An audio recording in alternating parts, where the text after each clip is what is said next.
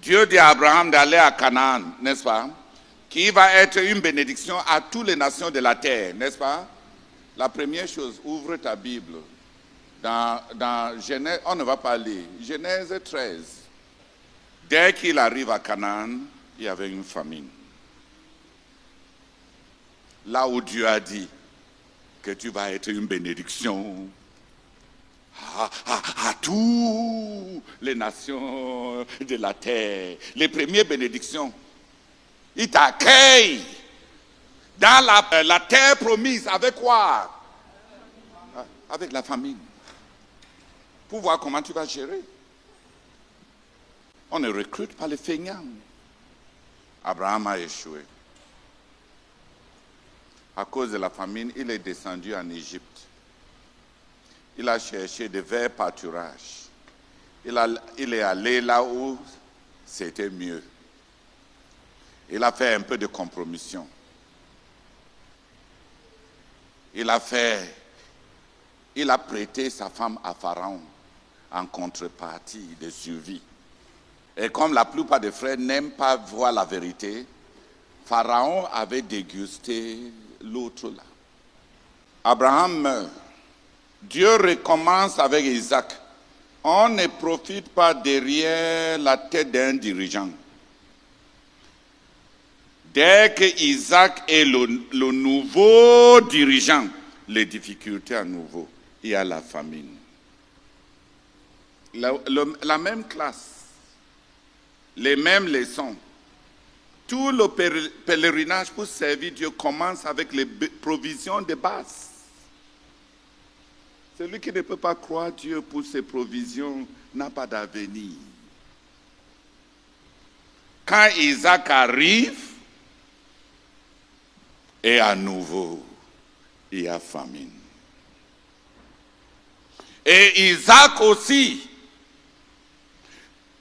comme Isaac répétait tous les péchés de son père, le Seigneur lui a dit, reste dans ce pays, ne fais pas comme ton père.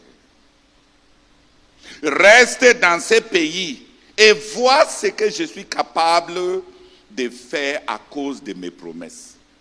Reste là où il semble qu'il n'y a pas d'avenir. Isaac est resté. Et en pleine famine, Dieu multiplia ce qu'il a semé 100 fois. Je pense que nous, on veut l'année d'Isaac sans penser aux conditions. Donc Isaac a prouvé que même dans la famine, Dieu est là où il a dit qu'il sera. Que Dieu a prévu nos besoins là où il nous a envoyés. Isaac a appris l'autre là. On va penser que Dieu a fini. Quand Jacob, à son tour, devient maintenant le patriarche dirigeant, à nouveau la terre et la famine. Et cette fois-ci, Dieu qui avait empêché à Isaac de descendre en Égypte, a envoyé Joseph en Égypte pour assurer le suivi de son peuple. Donc si tu penses que la méthode de Dieu c'est tais-tu-teste, reste ici, ou bien la méthode de Dieu c'est descendre de toi-même et de ton initiative en Égypte, tu te trompes. Les méthodes de Dieu changent. C'est Dieu qui ne change pas. Il a dit à Jacob, vous voyez, Jacob était tout zélé pour aller voir Joseph. Mais il s'est souvenu que quand son grand-père Abraham est descendu en Égypte, il y a eu des problèmes. Et que Dieu avait dit à son père Isaac de ne pas descendre en Égypte. Donc malgré toute l'envie d'aller voir son frère, son fils, il est arrivé à Beersheba. Et il avait peur. Et la nuit, là, Dieu lui a apparu et dit, Jacob, cette fois-ci, c'est moi qui te dis, descends en Égypte. Ce n'est pas de toi-même.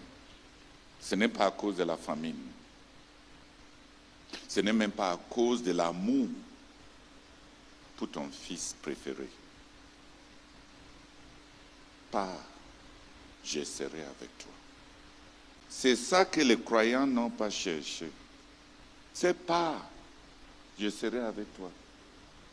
Dans le cœur de toutes nos grandes initiatives, est-ce que Dieu nous a dit de partir? Mais qui a constaté le même test? Abraham arrive à la terre promise, famine, n'est-ce pas? Le tour d'Isaac, famine. Pourquoi la famine attend seulement quand on va ordonner un nouveau dirigeant? C'est parce que le leadership commence par les difficultés.